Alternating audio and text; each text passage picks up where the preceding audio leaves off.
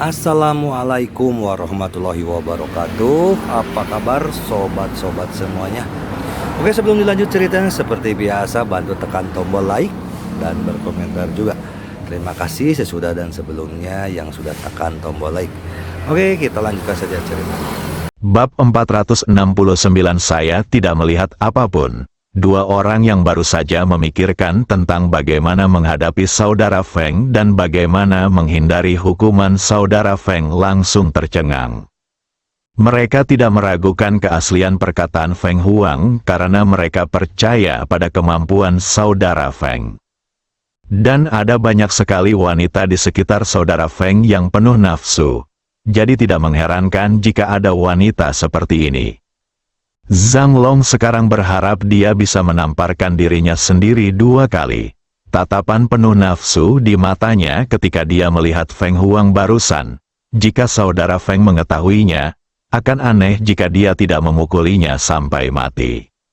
Memikirkan kekejaman saudara Feng, dia memandang Feng Huang dan berkata dengan gemetar, "Ya, maaf, saya tidak tahu sekarang." Tenggorokannya sesak dan suaranya bergetar, masuk ke dalam mobil. Phoenix tidak berkata apa-apa lagi. Dia berbalik dan masuk ke dalam mobil terlebih dahulu seolah-olah dia sedang melihat seorang kenalan. Mereka berdua semakin tidak curiga dan segera masuk ke dalam mobil dan duduk di kursi belakang. Feng Huang telah mengenal Wang Feng dan Times Club, dan mengetahui bahwa Wang Feng adalah orang yang penuh nafsu, kejam, dan bengis.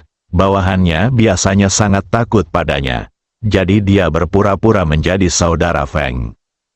Tentu saja, jika bukan karena dia berada di depan kantor polisi, dia tidak akan membutuhkannya sama sekali. Phoenix menyalakan mobilnya dan segera melaju menuju persimpangan jalan raya. Ding Xiang dan Zhang Long, yang sedang duduk di dalam mobil, segera menyadari ada yang tidak beres setelah mereka mengatasi rasa gugup awal. "Bukankah kita akan kembali ke Times Club?" Ding Xiang bertanya ragu-ragu. "Tidak, ayo pergi ke kota Ninghai," Phoenix berkata dengan tenang. Mereka berdua tertegun sejenak, lalu mata mereka penuh ketakutan dan keterkejutan. "Pergi, mau kemana?" Berpikir bahwa dia salah dengar, dia bertanya dengan ketakutan. Memikirkan apa yang terjadi tadi malam dan pergi ke kota Ninghai sekarang, kedua orang itu segera menyadari ada sesuatu yang tidak beres. Phoenix berkata dengan santai, "Aku lupa memberitahumu, kakakmu Feng sudah ada di dunia lain." "Ah," kedua orang itu berteriak bersamaan, "jika kamu tidak ingin mati, patuhi saja. Jika tidak kamu bisa pergi menemui saudara Feng sekarang." Suara Phoenix tiba-tiba mengeluarkan rasa dingin. Kedua orang yang semula ingin melawan tiba-tiba kehilangan keberanian dan hanya bertindak jujur. Mobil dengan cepat melaju menuju Ninghai. Di jalan raya ini, mobil Tang Haiyang juga melaju menuju Ninghai. Mobil mereka bahkan melewati mobil Phoenix di jalan, tapi tak satu pun dari mereka menyadarinya. Di bangsal rumah sakit Pokoi, Li Ruoxi sedang memberikan obat kepada Ji Fei, yang baru saja diseduh Qi Yuan untuk Ji Fei. Set, Li Ruoxi meniup pelan, "Ayo, hati-hati jangan sampai terbakar." Bagaikan seorang ibu yang mengasuh bayi, hal ini membuat Ji Fei tersenyum pahit. "Saya terluka, tapi tidak terlalu serius." "Oke." Namun, melihat ekspresi serius Li Ruoxi, dia malu untuk mengatakan apapun, tapi dia minum dengan gembira. Dang dang dang, ada ketukan di pintu. Li Ruoxi meletakkan obatnya dan segera membuka pintu. Chen Ya muncul di pintu mengenakan gaun putih. Melihat Chen Ya, wajah Li Ruoxi langsung berubah menjadi jelek. Ji Fei terluka karena dia. Ini adalah suaminya sendiri, dan dia merasa sangat tertekan. "Apakah kamu baik-baik saja?" bertanya dengan sangat sopan. Chen Ya juga sangat malu. Saya ingin melihat cedera Ji Fei." Dia mengetahuinya melalui Hu Sui Yao. Hu Sueyao sedang bermain dengan ponselnya di rumah. Dia tidak tahu bahwa Ji Fei terluka, jadi dia hanya mengatakan dia tidak ada di sana. Chen Ya buru-buru meminta Hu Sueyao untuk membantu menanyakan. Chen Ya datang ke rumah sakit dan menemukannya setelah menanyakannya. Dia belum mati, kamu mungkin kecewa, Li Ruoxi berkata dengan marah. Hal ini membuat Chen Ya semakin malu. Sayang, apakah Chen Ya ada di sini? Biarkan dia masuk. Suara Ji Fei terdengar di pintu. Li Ruoxi sedikit kesal. Berbalik, berjalan kembali, menyerahkan obat di atas meja kepada Ji Fei. Minumlah sendiri. Kemarahan di wajahnya tidak bisa disembunyikan sama sekali. Ji Fei melihat dengan jelas, dan hatinya semakin transparan. Dia hendak bangun dengan dukungan. Ketika Chen Ya melihatnya, dia ingin melangkah maju, tetapi dia berhenti ketika dia melihat mata Li Ruoxi. Li Ruoxi merasa tertekan saat melihat tatapan menyakitkan Ji Fei, tetapi ketika dia melihat Chen Ya dan berpikir bahwa dia terluka karena dia merasa tidak nyaman. Ji Fei bangkit, mengambil obatnya dan meminumnya langsung. Mengapa obat ini tiba-tiba menjadi pahit? Dia memandang Li Ruoxi dan bertanya sambil tersenyum. Aku meracunimu. Li Ruoxi merasa tidak enak badan dan balas berteriak dengan marah. Ji Fei menggelengkan kepalanya sambil tersenyum. Tidak, itu karena istriku tidak memberiku obat dan kebahagiaanku hilang, jadi aku menjadi sengsara. Kamu, fasih. Li Ruoxi memarahi dengan marah dan menatap Chen Ya. Chen Ya terlihat sangat malu. Ji Fei, kuharap kamu baik-baik saja. Terima kasih telah menyelamatkanku. Setelah mengatakan itu, dia membungkuk pada Ji Fei. Aku masih ingin bicara, tapi aku tidak tahu harus berkata apa. Ji Fei mengambil inisiatif dan berkata, Chen Ya, apakah kamu kenal seseorang dari Ninjiang Times Club? Dia ingin menemukan masalah dan memberi Chen Ya langkah maju. Meskipun dia terluka saat mencoba menyelamatkannya, dia tidak bisa menyalahkan Chen Ya. Tentu saja, dia juga penasaran kenapa mereka menculik Chen Ya. Chen Ya menggelengkan kepalanya, saya tidak kenal dia.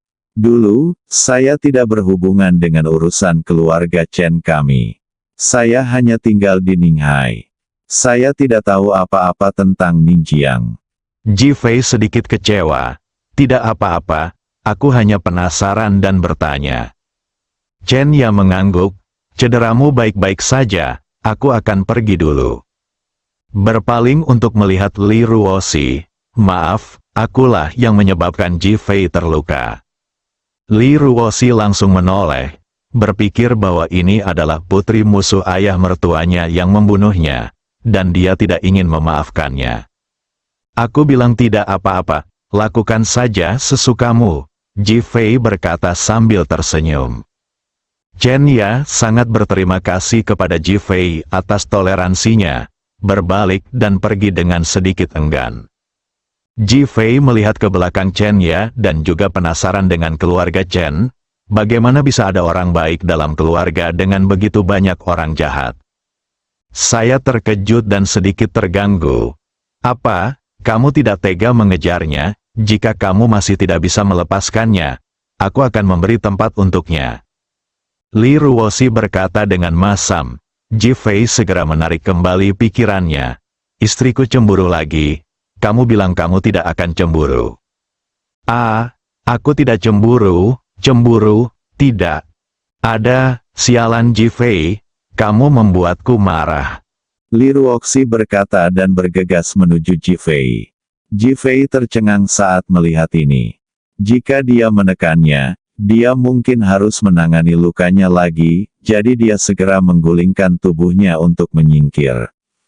Namun, ketika dia melihat Li Ruoxi hendak membentur tempat tidur dengan wajahnya, dia tidak tahan, jadi dia segera mengulurkan tangan untuk menghentikannya. Dan tubuhnya berbalik ke samping karena tidak ada penyangga, jadi dia menekan ke bawah. Li Ruoxi merasa sangat rumit di hatinya. dan pada akhirnya dia mengangkat kepalanya untuk mencium Ji Fei dengan sedikit kebingungan. Ups, aku tidak melihat apapun. Bab 470 Hu Sueyao membuat masalah. Saat mulut kedua orang itu semakin dekat, suara Hu Sueyao tiba-tiba terdengar dari luar. Kemudian Hu Sueyao menutup matanya dengan tangannya, dan di antara jari-jarinya yang lebar, sepasang mata menatap tubuh Ji Fei tanpa penutup belakang selimut. Lihat yang serius, perhatikan baik-baik yang itu. Lihatlah orang yang tidak malu. Dahi, Ji Fei dan Li Ruoxi merasa malu. Ji Fei dengan cepat turun dari Li Ruoxi dan masuk ke bawah selimut. Li Ruoxi buru-buru berdiri dan mengatur pakaiannya. Dia menyalahkan dirinya sendiri di dalam hatinya. Bagaimana kalau kamu melanjutkan dan aku keluar? Kata Hu Sueyao, tapi langkah kakinya berjalan menuju ranjang rumah sakit Ji Fei. Ji Fei sangat marah, gadis kecil ini tidak tahu apa-apa dan mulai menggoda dirinya sendiri seperti ini. Mengapa kamu di sini? Berbaring di tempat tidur, dia bertanya tanpa menoleh ke belakang. Wuho, saudara Ji Fei, bagaimana kamu bisa terluka? Saat Ji Fei sedang menunggu Hu Sueyao menjelaskan, Hu Sueyao tiba-tiba menangis, dengan kecemasan dan kekhawatiran di wajahnya. Dahi, Ji Fei dan Li Ruoxi saling memandang pada saat yang sama. Mereka tidak menyangka Hu Sueyao akan berubah begitu cepat dan tidak terduga. Saya menyelamatkan orang kemarin. Villa itu meledak, mereka semua luka ringan. Mereka baik-baik saja. Ji Fei menghiburnya sambil tersenyum. Saya tahu ini hanya cedera ringan karena bagian-bagian penting Anda masih ada. Batuk, batuk-batuk, Li Ruoxi tersedak air liurnya sendiri. Dia sekarang berharap bisa menemukan celah di tanah dan langsung merangkak masuk, sehingga dia akan menderita pukulan besar. Memikirkan Ji Fei dan dia tidur bersama setiap hari, kami sangat dekat, tetapi itu tidak pernah benar-benar terjadi. Kami baru saja bersiap-siap, tetapi kami tidak menyangka Hu Sueyao akan masuk dan menemuinya. Sudah cukup malu. Sekarang, aku benar-benar memunculkan kalimat ini. Bagian penting masih ada. Ji Fei merasa ingin membuang Hu Sueyao ke tempat sampah di bawah. Gadis kecil ini menjadi semakin tidak terkendali sekarang. Hu Sueyao, aku baik-baik saja. Kamu tidak boleh memberitahu orang lain tentang hal ini, terutama ayah mertua dan ibu mertuaku. Jika orang ketiga mengetahuinya, aku akan mengusirmu dari rumah. Hu Sueyao mengangguk dengan air mata berlinang. Ya, saya ingat. Dengan wajah penuh kegembiraan, dia datang ke ranjang rumah sakit Ji Fei dan membukanya tanpa ragu-ragu. Dahi, Ji Fei dan Li Ruoxi terstimulasi lagi dan sangat terkejut. Hu Sueyao mengabaikan reaksi kedua orang itu. Dengan ekspresi terkejut, matanya hampir menempel pada tubuh Ji Fei. Saudara Ji Fei, seluruh tubuhmu penuh lubang sekarang. Ji Fei, dia sendiri sangat malu. Sekarang aku tidak punya apa-apa untuk dipakai. Tidakkah gadis ini tahu kalau dia sudah dewasa? Sueyao, berhentilah membuat masalah. Li Ruoxi dengan cepat melangkah maju dan menutupi tubuh Ji Fei. Saudari Ruoxi, menurutku saudara Ji Fei mungkin bisa memanggilnya saudara Dongdong di masa depan. Engah, Ji Fei membenturkan kepalanya langsung ke bantal dan hampir muntah darah. Hu Sueyao, keluar dari sini, atau aku akan membiarkanmu kembali ke sekolah. Ji Fei tidak bisa mengendalikan amarahnya dan meraung. Maksudmu jika aku keluar sekarang, aku bisa tinggal di villa? Hu Sueyao bertanya sambil memutar matanya. Ji Fei tahu bahwa dia telah dibodohi. Gadis kecil ini ada di sini untuk bernegosiasi dengannya. Sueyao, berhentilah membuat masalah. Kamu cepat kembali. Kamu akan tetap tinggal di villa mulai sekarang, tidak ada yang akan mengusirmu. Li Ruoxi berkata cepat, tidak ingin mempermalukan Ji Fei lagi. Saudara Ji Fei, apakah kamu setuju? Hu Sueyao mengedipkan matanya dan bertanya dengan menyedihkan. Ji Fei Bi mengalami depresi setelah makan siang Du, dan akhirnya mengangguk dengan keras, saya setuju. Itu penuh dengan kesetiaan, sangat marah. Ya, Hu Sueyao melompat dan berteriak kegirangan. Pada akhirnya, saya merasa telah bertindak terlalu jauh.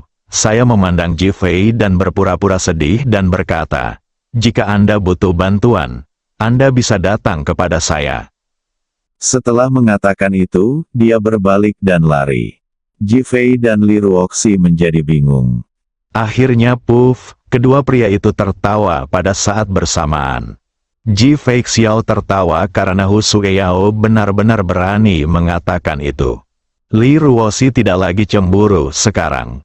Dia menertawakan betapa lucunya Hu Sueyao dan betapa dia berani mencintai dan membencinya.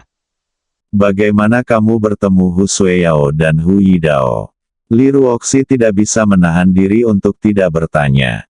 Ji Fei menceritakan apa yang terjadi ketika dia secara tidak sengaja menyelamatkan keluarga Hu Yidao.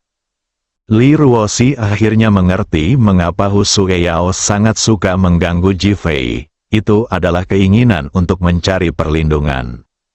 Jika dipikir-pikir baik-baik, sama saja jika itu jadi kamu.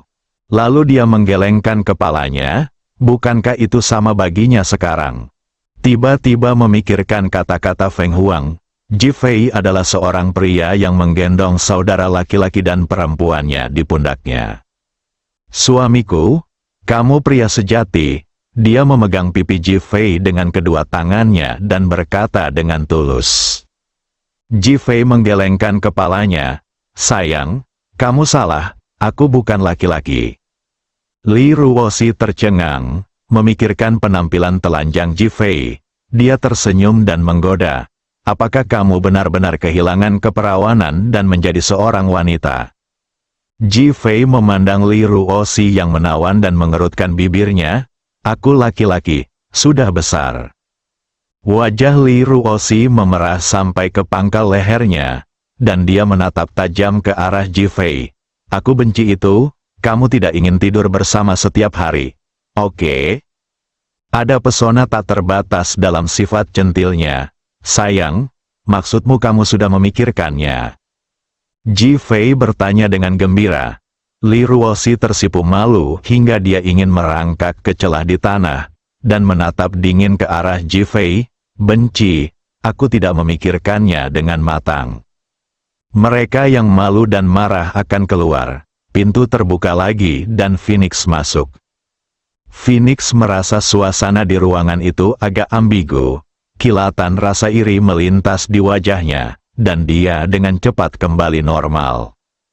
Saya membawa Ding Xiang dan Zhang Long kembali dan menanyakan beberapa informasi. Dia memandang Ji Fei dan berkata, silakan, aku akan keluar dan mencari udara segar. Li Ruoxi tahu bahwa beberapa hal yang mereka katakan tidak pantas untuk dia dengarkan, jadi dia menemukan alasan untuk keluar. Phoenix melihat punggung Li Ruoxi dan semakin merasa bahwa wanita ini semakin dewasa. Tujuan Ji Fei untuk berlatih perlahan tercapai sedikit demi sedikit, dan dia tidak hanya dipenuhi rasa iri di dalam hatinya. Apa yang terjadi? Suara Ji Fei membuyarkan pikirannya. Nama saudara Tang adalah Tang Haiyang. Dia adalah ketua perusahaan keamanan Ninjiang Wansheng. Dia memonopoli semua industri keamanan di Ninjiang. Petugas keamanannya tidak tahu dari mana mereka berasal, tetapi mereka semua ahli. Saudara Feng dari Times Club ini menyinggung Tang Haiyang. Kemudian, dia mengirim seseorang untuk mengambil alih Times Club. Setelah itu, saudara Feng menjadi anjingnya. Kedua orang itu tidak tahu alasan spesifik mengapa Chen Ya diculik kali ini. Mereka hanya mendengar bahwa dia yang mengaturnya. Ji Fei tidak langsung berbicara, tetapi menunjukkan senyum terkejut di wajahnya. Kebetulan sekali, Tang Haiyang juga bekerja di sebuah perusahaan keamanan. Dia memikirkan perusahaan keamanan Bameng miliknya, mungkinkah akan terjadi tabrakan sengit lagi? Di mana Tang Hai yang sekarang? Saya baru saja memeriksanya dan dia benar-benar datang ke kota Ninghai. Oh, Ji Fei bertanya dengan ragu. Aku khawatir dia akan mendekatimu. Phoenix berkata dengan hati-hati. Ji Fei mengangguk, kamu benar, dia pasti ingin mengambil tindakan terhadap saya atau orang-orang di sekitar saya. Lalu apa yang harus kita lakukan? Mari kita. Feng Huang tidak menyelesaikan kata-katanya, wajahnya sedingin es. Kamu mengaturnya seperti ini. Ji Fei berbaring di dekat telinga Feng Huang dan membisikkan pengaturannya. Setelah mendengar ini, Feng Huang segera berdiri dan membuat pengaturan. Bersambung.